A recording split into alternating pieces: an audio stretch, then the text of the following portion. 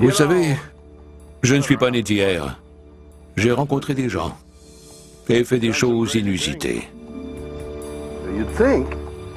Vous pensez que plus rien ne m'étonne?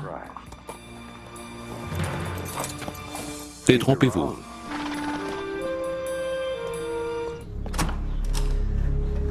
Le monde regorge d'histoires et de phénomènes plus incroyables les uns que les autres, et de mystères qui me tiennent éveillé la nuit.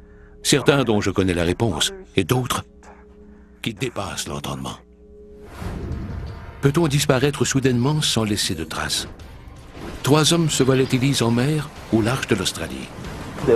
Il n'y avait ni trace de sang, ni dommages matériels. Ont-ils été enlevés par des extraterrestres sous-marins? Au Vermont, près d'une dizaine de personnes disparaissent dans une forêt isolée. On n'a retrouvé que quelques cartouches provenant de son arme. Ont-elles été attaquées par un Sasquatch? Et en Tasmanie, un pilote disparaît après avoir été pris en chasse par un étrange aéronef. La théorie du meurtre n'est pas exclue. A-t-il été abattu par un ovni? Oui, on vit dans un drôle de monde et j'adore ça.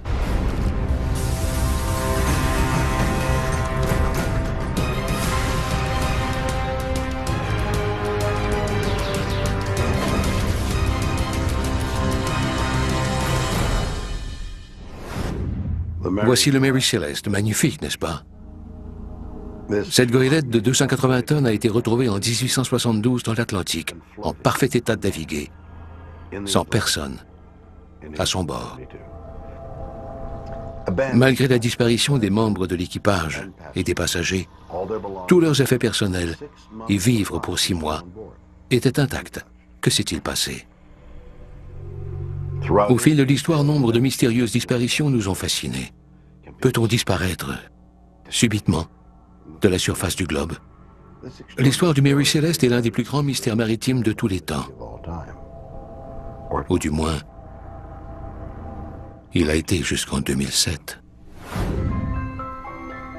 Le 14 avril 2007, 3 hommes s'embarquent pour une croisière au large de la côte est de l'Australie. Pour Des Batten et les frères Peter et Jim Tunstead, c'est l'aventure de toute une vie. Le voyage de 5000 km sur 8 semaines les fera longer l'un des plus beaux littoraux du monde. Julie Sharp est une avocate du Queensland. Ils planifiaient cette aventure depuis un bon moment déjà. Ils avaient suivi différentes formations en prévision du voyage, notamment un cours de premiers soins. Des, le propriétaire du voilier, est un navigateur amateur d'expérience. Il n'en est pas à son premier voyage. Des Batten était un passionné de la navigation et avait été propriétaire de plusieurs bateaux par le passé, dont un bateau de croisière de 12 mètres. Jim Tunstead avait de l'expérience à bord de plus petits voiliers.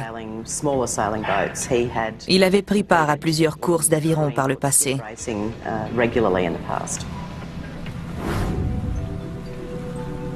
Ce voyage sera le plus long jamais effectué par les 3 hommes. Le but du périple était de ramener le CAS-2, qui était amarré à Airlie Beach, jusqu'en Australie occidentale où vivait Des Batten. C'était un projet pour le moins ambitieux. Les 3 aventuriers quittent la marina d'Able Point par un magnifique dimanche matin. Tous ceux qui les ont vus ce matin-là les ont trouvés d'excellente humeur. Jim immortalise ce moment pour la postérité. Les dernières traces qu'on a d'eux sont la vidéo filmée à bord du CAS-2 autour de 10 heures du matin, quelques heures seulement après le départ.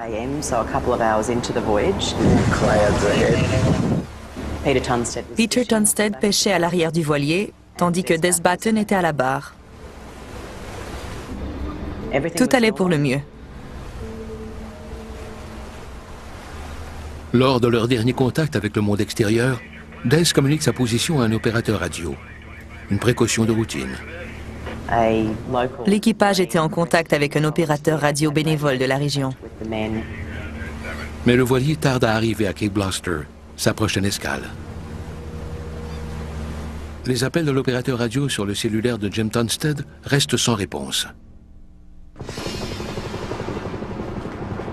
3 jours plus tard, le CAS-2 est localisé par la garde côtière australienne à la dérive, à des kilomètres de sa route. Le photojournaliste Cameron Laird est l'un des premiers sur les lieux. Le voilier abandonné flottait à la dérive dans l'océan, les voiles battant au vent. Il s'était clairement passé quelque chose d'inhabituel. Quand l'hélicoptère de sauvetage a retrouvé le voilier, un membre de l'équipage est descendu pour voir s'il y avait encore quelqu'un à bord. Les sauveteurs ne trouvent aucune trace de l'équipage. Plus alarmant encore, ils sont persuadés que ce qui a poussé les hommes à abandonner le voilier les a pris par surprise. Les clés étaient encore sur le contact et les cartes étendues sur la table. Tout était prêt pour faire du thé dans la cuisine. Les lignes de pêche étaient à bord. L'ordinateur portable était encore en marche. Les gilets de sauvetage étaient en place. La bouée de sauvetage était toujours sur la rambarde.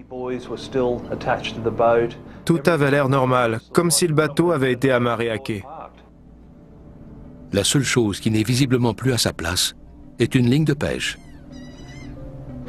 Une ligne de pêche et un appât étaient emmêlés autour du gouvernail, là où Peter Tonstad pêchait sur la vidéo. Les autorités lancent une vaste opération maritime et aérienne de recherche et de sauvetage. On a déployé des hélicoptères et des avions pour les retrouver. Je crois même me souvenir que l'armée a participé aux recherches. Le 15-2 est remorqué à quai, où la police et les équipes médico-légales passent l'embarcation au peigne fin. Il n'y avait ni trace de sang, ni dommages matériels, rien non plus dans la cabine, même pas un verre cassé. Tout avait l'air parfaitement normal.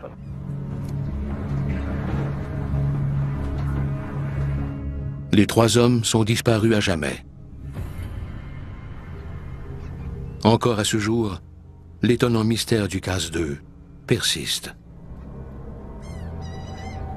Personne ne sait s'ils sont morts ou vivants. Ils ont disparu dans des circonstances si mystérieuses que personne ne sait ce qui leur est arrivé. Ça n'aurait malheureusement jamais dû se produire. J'adore la mer et je me passionne pour les bateaux. Le vent dans les cheveux et l'air salin me font sentir vivant. Mais cette histoire est tout de même drôlement étrange. Tout le monde sait que prendre la mer n'est pas sans risque. Mais ils sont partis une journée idéale, sur un voilier en parfait état. Que s'est-il donc passé? Soyons réalistes. Qu'est-ce qui a bien pu mal tourner?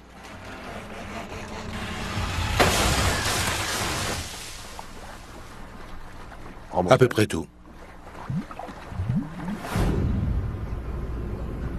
Qu'est-il advenu de l'équipage du CAS-2? Le cryptozoologiste Adam McGirr croit connaître le coupable. Un monstrueux calmar géant. Ces créatures marines sont bien réelles, mais sont toujours passées sous le radar, sauf dans les légendes et les histoires de marins qui en ont vu de leurs propres yeux ou ont été attaqués par un calmar géant. Il croit que le calmar géant ne relève pas seulement de la légende. C'est aussi l'avis des scientifiques qui ont examiné de près l'insaisissable créature. En 2007, au large de la pointe sud de la Nouvelle-Zélande, des pêcheurs ont capturé le plus gros spécimen jamais vu. Il s'agissait d'un gigantesque calmar mesurant 10 mètres, de la tête à l'extrémité des tentacules et pesant près d'une demi-tonne. Un calmar géant est-il responsable de la disparition de l'équipage du CAS-2? Selon Adam, ce n'est pas la première fois qu'un animal marin s'en prend à un bateau, particulièrement dans les eaux chaudes du Pacifique. En 2003, un couple de marins français est parti faire le tour du monde en voilier. Ils ont tout à coup perdu la maîtrise du bateau. Ils ont découvert un gigantesque calmar enroulé autour du gouvernail et n'ont jamais pu reprendre les commandes du voilier. Bien que les calmars ne soient pas agressifs, ils sont de nature curieuse et constamment à l'affût d'un repas. Un calmar géant peut très bien confondre la coque d'un bateau avec un énorme poisson ou même une baleine et s'attaquer à elle pour en faire son repas. Adam croit qu'une de ces créatures a intercepté le voilier et jeté les membres de l'équipage par-dessus bord. Les calmars géants ont des ventouses au rebord en dents de scie, grâce auxquelles elles saisissent leur proie et les font prisonnières. Une fois piégés, on ne peut rien contre eux.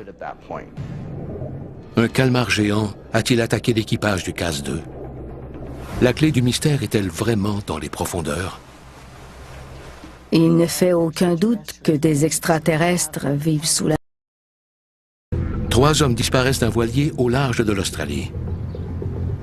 Ont-ils été attaqués par un calmar géant?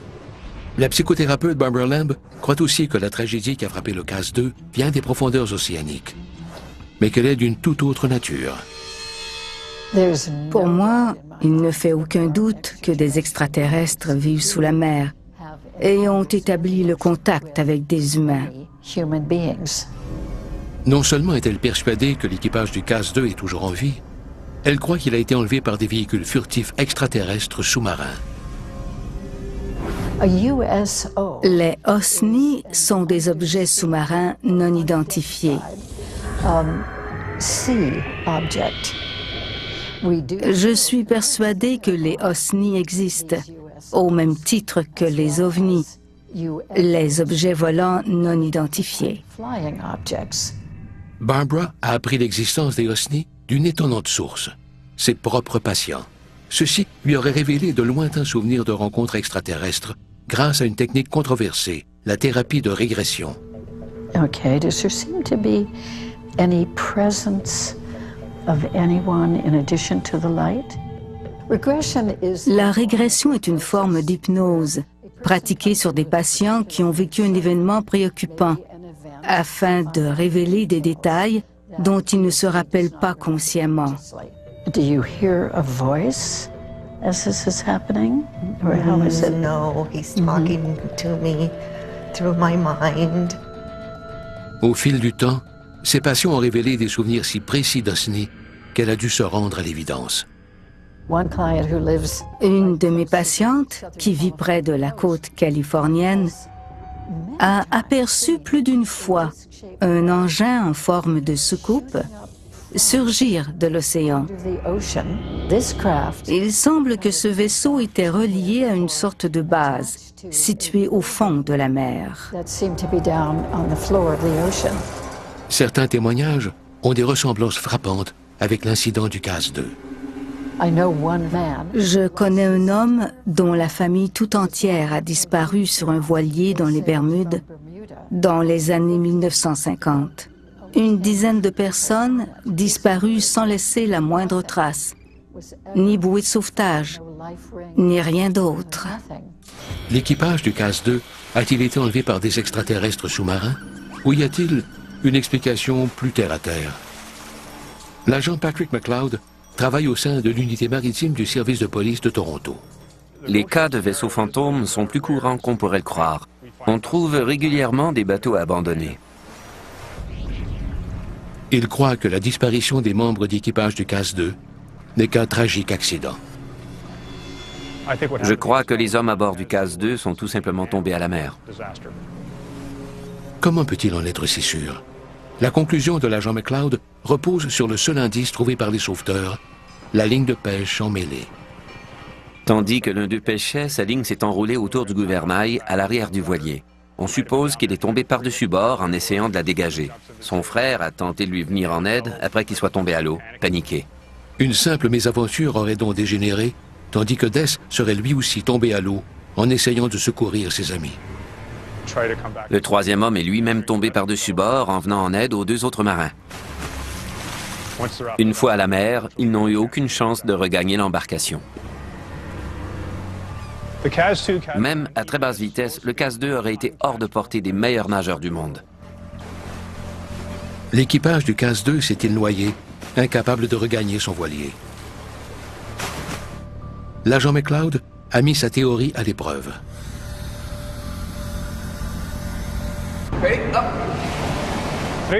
On tentera de voir dans un environnement contrôlé si un homme à la mer serait en mesure de regagner à la nage son embarcation à environ 12 km/h.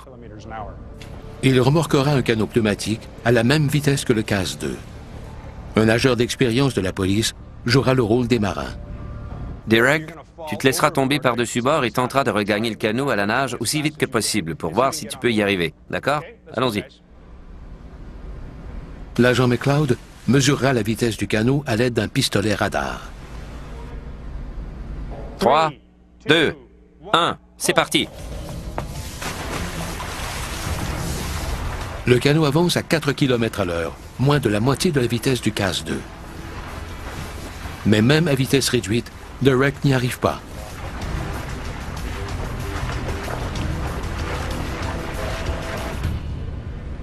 Même dans un environnement contrôlé, en piscine, une personne en pleine forme, jeune et entraînée, a été incapable de rattraper le canot à une vitesse largement inférieure à celle du CAS 2. 3 marins, plus âgés, n'auraient eu aucune chance de regagner leur embarcation. Ils étaient condamnés d'avance. Les membres d'équipage du CAS 2 ont-ils été dévorés par un monstre marin, enlevés par des extraterrestres, ou tout simplement victimes d'un tragique accident? Le mystère persiste.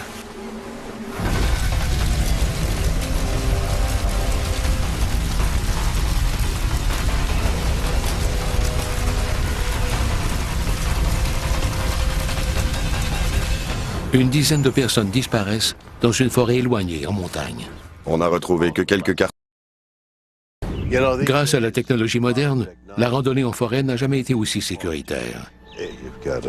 Le GPS est là pour nous guider. La boussole électronique pour nous orienter. Sans compter les montres anti-choc, couteaux de chasse et vestes de sécurité qui parent à toute éventualité. Enfin, presque. Car personne n'est à l'abri d'une disparition subite en forêt. Bennington au Vermont est une ville historique, nichée dans le paysage à couper le souffle de la forêt nationale de Green Mountain. Elle est située à la limite du mont Glastonbury, un secteur que les Amérindiens évitent depuis des centaines d'années, croyant qu'il est habité par de sombres esprits vengeurs. Joe Derwin est un journaliste local et un folkloriste. Le mont Glastonbury donne la chair de poule. Il est situé dans une zone sombre et dense de la forêt où il y a une ville fantôme. On dirait des maisons hantées de la Nouvelle-Angleterre plantées dans une forêt obscure qui cache de mystérieux secrets.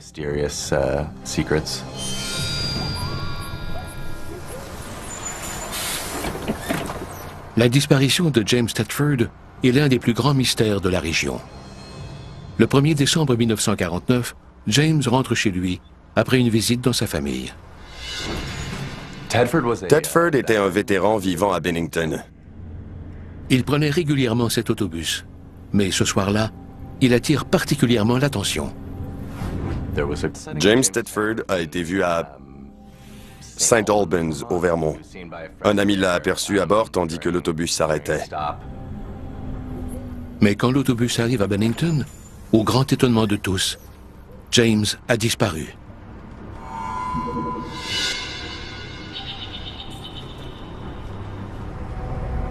« 14 témoins ont affirmé l'avoir vu dans le bus à l'arrêt précédent, si bien qu'il aurait mystérieusement disparu entre 2 arrêts en abandonnant ses bagages. » La police enquête, mais ne trouve aucune trace de l'homme. Personne ne sait ce qui lui est arrivé. La disparition de James n'est pas un cas isolé dans la région de Bennington. 3 ans plus tôt, jour pour jour, Paula Weldon emprunte un sentier bien connu des randonneurs. Paula Weldon était une séduisante étudiante de 18 ans du collège de Bennington. Elle a quitté le campus le 1er décembre vers le sentier qui mène au sommet du mont Glastonbury. Malgré le froid, Paula n'est pas seule sur la montagne. D'autres randonneurs l'aperçoivent, mais la perdent de vue au tournant d'un virage. Ce n'est qu'en prenant ce virage à leur tour qu'ils constatent sa disparition. Plusieurs personnes l'ont vue sur le sentier, avant qu'elle disparaisse subitement. La police et le FBI lancent la plus grande battue de l'histoire du Vermont. C'était une opération de recherche sans précédent. C'était la première fois que des hélicoptères étaient appelés en renfort pour retrouver quelqu'un. Paula n'a jamais été revue depuis. L'histoire de Meddy Rivers, guide local et amateur de plein air, est encore plus troublante. Meddy Rivers était un homme dans la soixantaine qui connaissait bien la forêt. Il chassait avec son beau-fils dans le secteur de Hell Hollow qui lui était familier. Il s'est éloigné de son gendre un moment et n'a jamais été revu. Meddy a disparu à quelques pas à peine de son compagnon de chasse. Sa famille a tout fait pour le retrouver, mais en vain. Les recherches ont duré des jours, mais on n'a retrouvé que quelques cartouches provenant de son arme. Après avoir été le théâtre de 6 disparitions au total, entre 1945 et 1950, la région est surnommée le Triangle de Bennington. La légende du Triangle de Bennington est le summum de l'étrangeté. C'est une espèce de triangle des Bermudes, mais sur la terre ferme. Puis, en mai 1951, l'espoir renaît. La police découvre pour la première fois un indice de taille dans le Triangle de Bennington. Un cadavre, celui d'une randonneuse disparue l'automne précédent. De toutes les disparitions survenues dans le Triangle de Bennington, une seule a été résolue, du moins partiellement, en ce sens où le corps a été retrouvé. Celui d'une dénommée Frida Langer du Massachusetts. L'autopsie ne révèle toutefois pas la cause du décès. Plus incompréhensible encore, le corps a été trouvé dans un secteur qui avait déjà été ratissé. Les policiers craignent d'avoir affaire à un meurtrier en série qui enlève ses victimes à pied et en voiture. Le public le surnomme l'éventreur de Bennington. Les tueurs en série ne choisissent généralement pas leurs victimes au hasard. Mais les personnes disparues ici n'avaient rien en commun. Ni l'âge, le sexe, le milieu, les vêtements ou quoi que ce soit d'autre. Faute de preuves, cette théorie est écartée. Tout ce qu'on sait, c'est qu'elles n'ont jamais été retrouvées.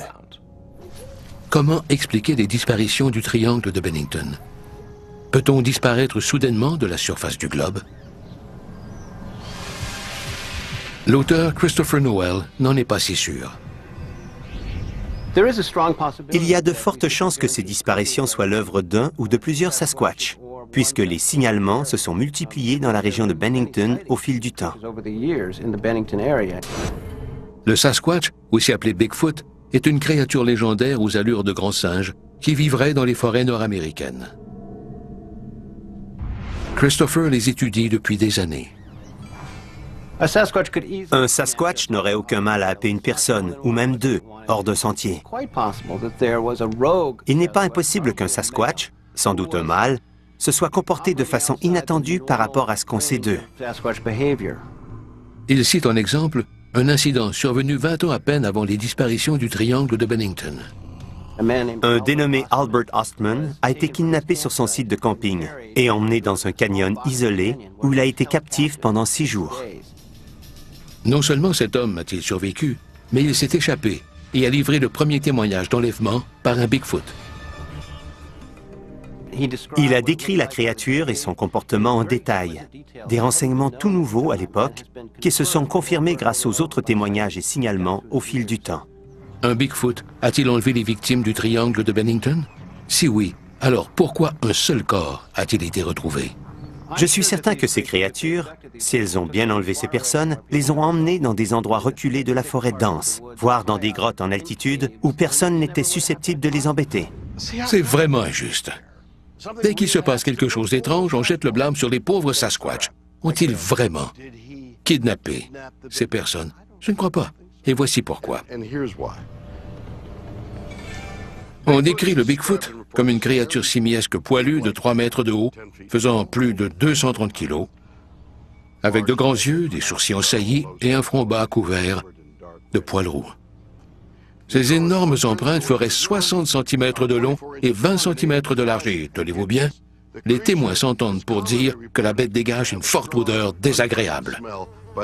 À la lumière de cette description, comment diable une pareille créature pourrait-elle réussir à surprendre qui que ce soit?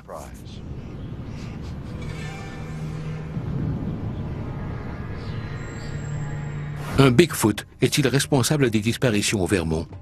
Ou le coupable est-il tout autre? Quand ils sont affamés, il ne faut pas de 8 personnes disparaissent dans le triangle de Bennington, au Vermont. Ont-elles été kidnappées par un Bigfoot? Du moins, pas selon le guide de chasse et pêche de Bennington, George Prouty. Le seul animal capable d'attaquer et de tuer un humain dans la région est le cougar. On sait qu'il y en a dans la région. Ils sont peu nombreux, mais quand ils sont affamés, ils ne font pas de distinction. George Prouty est persuadé qu'un cougar ne ferait qu'une bouchée d'un randonneur adulte. Les cougars sont de gros félins, très avares de leur proie. Ils n'ont pas l'habitude de laisser traîner leurs victimes, même celles de ma taille. Un cougar peut entraîner une personne d'une centaine de kilos en haut d'un arbre. Il croit que les circonstances entourant les disparitions sont similaires à la technique de chasse du grand félin. Les victimes étaient toujours seules. Quand ils chassent, les cougars commencent par isoler une proie du groupe. Ils s'attaquent toujours aux plus vulnérables. Un cougar a-t-il dévoré les victimes du triangle de Bennington? Comment alors expliquer la disparition de James Thetford dans un autobus? L'auteur et spécialiste en astrophysique Maurice Franks croit que l'explication se trouve dans un phénomène scientifique moderne, celui des trous de verre. Les trous de verre sont des tunnels entre deux points dans l'espace-temps. Si quelque chose ou quelqu'un entre par une extrémité, il sort automatiquement à l'autre bout, peu importe la distance qui sépare l'entrée de la sortie. Les trous de verre existent à l'échelle subatomique, cela ne fait aucun doute. Et il semble que la taille d'un trou de verre n'ait aucune limite. Peut-on tomber dans un trou de verre? À en croire Maurice Franks, ce serait déjà arrivé, à nul autre que l'armée américaine. En 1943, la marine américaine était à la recherche d'une technologie capable de faire disparaître ses navires des radars ennemis. Albert Einstein et Nikola Tesla ont été mandatés pour travailler sur le projet L'Expérience Philadelphie. Tout ça dans le plus grand secret. L'expérience a donné lieu à des phénomènes pour le moins étranges, comme la disparition du USS Elridge du port de Philadelphie et sa réapparition à Norfolk, en Virginie, à des centaines de kilomètres de là. Le gouvernement américain a-t-il créé des trous de verre pour dissimuler ses cuirassés? Cette même technologie est-elle à l'origine des disparitions du Vermont? Si les personnes disparues à Bennington, au Vermont, ont été aspirées dans un trou de verre, Dieu sait où elles sont ressorties. Ce pourrait être n'importe où sur la planète, voire dans une autre galaxie. Les victimes du triangle de Bennington ont-elles été enlevées par un Sasquatch, tuées par un cougar ou aspirées par un trou de verre intergalactique? Bizarre ou quoi?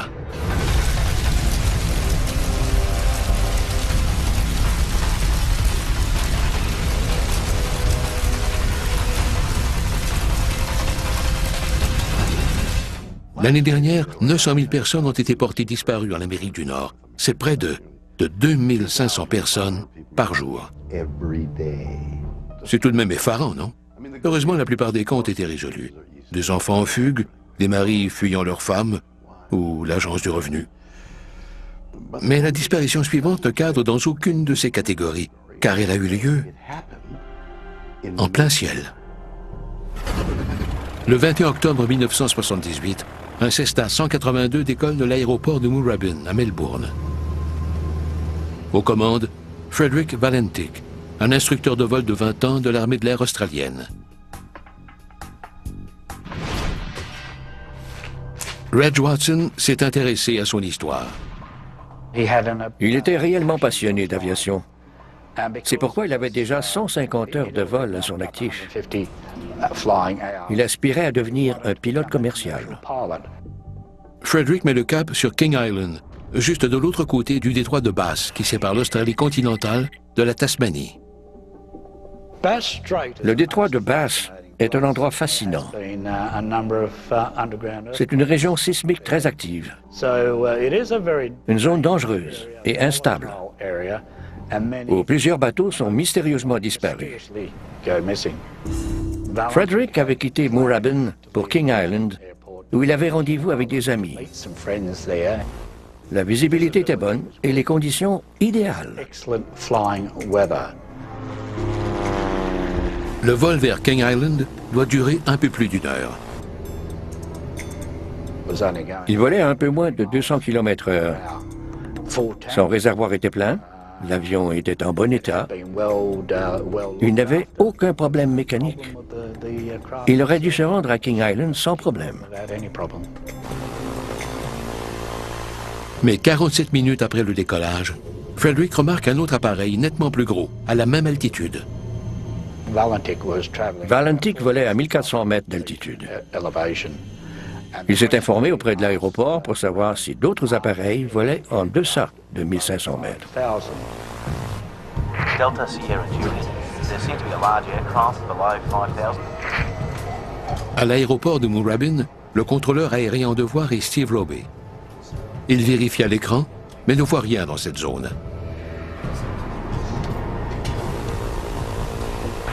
Soudainement, l'étrange aéronef se met à faire des manœuvres fulgurantes autour du minuscule Cessna de Frederick.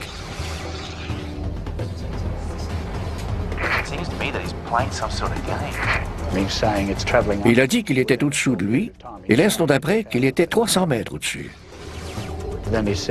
Puis il a foncé sur lui. Étrangement, il a demandé s'il y avait des avions militaires dans le secteur. Mais ce n'était pas le cas. L'appareil est si près que Frederick en fournit une description détaillée. Il a dit qu'il était long et en métal scintillant.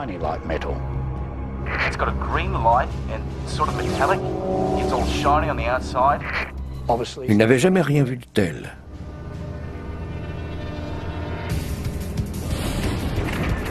Soudain, le moteur du Cessna commence à tout sauter et Frederick perd le contrôle de l'appareil. L'étrange aéronef effectue des manœuvres encore plus terrifiantes autour de l'avion de Frederick. Il filait à toute vitesse, apparaissant et disparaissant à tout moment. Le contrôleur demande à Frederick de décrire de nouveau l'appareil non identifié. Sa réponse est terrifiante. That strange aircraft is hovering on top of me again. It is hovering, and it's not an aircraft. Il a dit que ce n'était pas un avion, puis plus rien.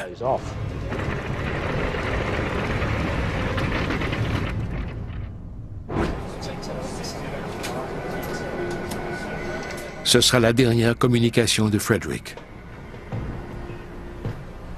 Le contrôleur tente désespérément de rétablir le contact, mais il n'entend qu'une série de claquements. Puis, c'est le silence radio. On en a conclu qu'il s'était écrasé en mer et on a lancé une opération de recherche.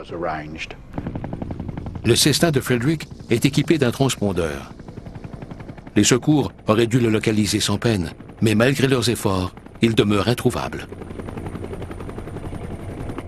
On n'a trouvé ni épave, ni cadavre, ni fuite de carburant. Plus de 30 ans plus tard, Red Watson croit que le gouvernement australien devrait aller au fond de cette histoire. J'aimerais que les autorités admettent au moins que les circonstances de sa disparition sont pour le moins extraordinaires. Elles auraient dû en faire plus. J'aimerais bien qu'une opération de sauvetage soit organisée au large de la côte de Victoria pour confirmer la présence ou non de la carcasse de l'avion. Voilà tout un mystère. Ce ne peut pas être un simple accident. Les chances de mourir dans un écrasement d'avion sont de 1 sur 11 millions. On n'a plus de chances de mourir d'une piqûre d'abeille, en s'étouffant en mangeant, en montant dans un escabeau, ou en tombant de son lit. Vous me suivez? Qu'est-il arrivé à Frederick Valentic? Qu'a-t-il vu avant de disparaître? L'enquêteur du paranormal Victor Viggiani s'est penché sur la question. Il croit que Frederick a été agressé par le seul véhicule capable de faire ce type de manœuvre. un vaisseau extraterrestre. On sait de source sûre que cet appareil a fait des manœuvres circulaires autour de son Cessna. Il a fait du surplace au-dessus et en dessous. Frederick l'a vu voler dans tous les sens autour de lui, ce qu'aucun avion normal n'aurait pu faire. Vector croit que Frederick n'est pas le seul à avoir vu cet ovni. Des témoins au sol l'auraient également aperçu. Une famille de 4, 2 adultes et 2 enfants qui passaient par là en voiture, a vu le Cessna de Frederick au-dessus de l'océan et l'ovni qui virevoltait autour de lui. La technologie extraterrestre aurait été si puissante qu'elle aurait déréglé le moteur et les instruments de vol du Cessna. Il n'est pas rare que les ovnis provoquent des dérangements électromagnétiques dans les autres appareils. De nombreux pilotes ont déjà vu leurs instruments se dérégler complètement ou tout simplement s'éteindre. Pourquoi alors n'a-t-on retrouvé aucune épave? C'est simple, l'avion ne s'est pas écrasé. Je crois sincèrement que cet appareil a été fait prisonnier par un ovni. Vector croit que les autorités sont au courant et qu'elles ont tenté de le cacher. Les autorités ont influencé le public pour qu'il cherche ailleurs. Les humains ont tendance à chercher des explications plus rationnelles, et cette opération de couverture les a d'autant plus poussés dans cette direction en jetant le blâme sur un phénomène atmosphérique ou une volée d'oiseaux. Le Cessna a-t-il été capturé par un ovni? Ou Frederick a-t-il caché ses véritables intentions? Je crois qu'il a lui-même orchestré. Un pilote disparaît au large de la côte australienne après une rencontre avec un mystérieux aéronef. A-t-il été enlevé par un ovni? Le détective privé de New York, Stephen Rambam, n'en croit pas un mot. J'aimerais croire en une forme de vie intelligente ailleurs dans l'univers. Car cela manquait cruellement partout où j'ai travaillé. Mais je n'adhère pas à la théorie des ovnis. Stephen se spécialise dans la recherche de personnes ayant simulé leur propre mort. Même en surface, tout porte à croire dans cette affaire qu'il a lui-même orchestré sa disparition. Mais Frederick avait toute la vie devant lui. Pourquoi aurait-il voulu disparaître? À 20 ans, on commence à ressentir le stress de la vie adulte. On entre sur le marché du travail. On se demande de quoi notre vie sera faite. Sa petite amie, plus jeune, lui mettait de la pression quant à leur avenir. Après sa disparition, elle a été complètement déstabilisée. Elle a été incapable de travailler, voire de sortir de chez elle pendant près de 7 ans. Croyez-moi, il y a des personnes de cet âge qui ont beaucoup moins de pression et n'ont pas besoin d'un avion pour s'envoler. Comment expliquer l'attaque de l'OVNI? Stephen croit que Frederick a tout inventé. Dans les quelques semaines précédant sa disparition, il a manifesté un intérêt soudain pour les ovnis. J'ai du mal à croire que ce jeune homme ait été aspiré par le vaisseau mère. Pourquoi Frederick aurait-il tout planifié? Pour fuir. Il avait un avion à sa disposition et aurait pu parcourir 480 km avec son plein de carburant. Mais il est disparu au bout de 48 km. Il avait besoin d'argent pour refaire sa vie. L'avion avait une certaine valeur. Je crois qu'il l'a vendu tel quel ou en pièces détachées. Stephen croit que pour résoudre le mystère, il suffit de chercher au bon endroit. Il y a fort à parier qu'il pilote des avions quelque part.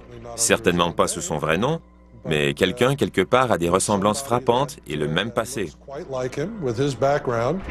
J'ai travaillé avec des enquêteurs de police australiens. Ils ne sont pas idiots. Le dossier n'a jamais été clos car ils savent pertinemment qu'il n'a pas été enlevé par des extraterrestres. Frederick Valentik a-t-il simulé sa propre mort? Où la clé du mystère se trouve-t-elle ailleurs? Mark Wallace a été pilote de l'aviation commerciale pendant près de 30 ans. Je ne vois qu'une explication à la disparition de ce jeune homme. Il a tout simplement été désorienté, comme la plupart des jeunes pilotes impliqués dans des accidents. Selon lui, l'erreur fatale de Frederick a été de partir à 18h20. Les nouveaux pilotes doivent observer ce qu'on appelle les règles de vol à vue, c'est-à-dire se servir de l'horizon comme point de référence. Plus il se fait tard, plus l'eau paraît noire. L'océan se confond avec le ciel nocturne, si bien qu'on ne peut plus se fier à la ligne de l'horizon. À la tombée de la nuit, Frederick est de plus en plus désorienté. Et quand on ne perçoit plus l'horizon, l'appareil risque de se retrouver incliné sans même qu'on s'en rende compte. Un jeune pilote inexpérimenté ne sent pas cette inclinaison latérale. Si ses instruments indiquaient une inclinaison de 30 degrés mais qu'il ne l'a pas senti, il n'a pas rectifié le tir. De plus en plus incliné, le Cessna aurait perdu de l'altitude jusqu'à ce qu'il s'écrase dans l'océan. Pourquoi alors n'a-t-on jamais retrouvé sa carcasse? Le détroit de Bass est une vaste étendue d'eau entre l'Australie et la Tasmanie, balayée par de puissants courants allant jusqu'à la Grande Barrière de Corail. Même si le détroit n'est pas très profond, il n'en faut pas plus pour que les débris d'un accident se retrouvent Dieu sait où. Qu'en est-il du mystérieux engin qui l'aurait attaqué? Ce n'était à mon avis qu'une sorte d'aéronef militaire. Quelqu'un qui a voulu s'amuser un peu à ses dépens. Je ne serais pas étonné qu'il ait été pris à partie par des militaires dans le cadre d'un exercice d'interception. Frederick Valentick s'est-il écrasé dans l'océan? A-t-il simulé sa propre mort? Ou a-t-il été la cible d'un vaisseau extraterrestre? On ne le saura peut-être jamais. Bizarre, ou quoi?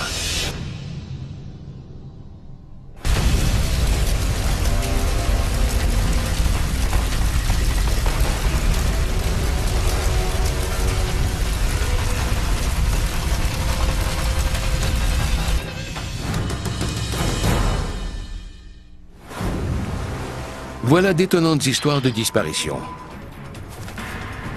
3 hommes s'évaporent d'un voilier en Australie. Ont-ils été la proie d'un calmar géant? Plusieurs personnes disparaissent dans une forêt isolée du Vermont. Ont-elles été kidnappées par un Bigfoot? Un pilote disparaît après avoir été pris en chasse par un mystérieux aéronef. A-t-il été abattu par des extraterrestres? À vous de juger.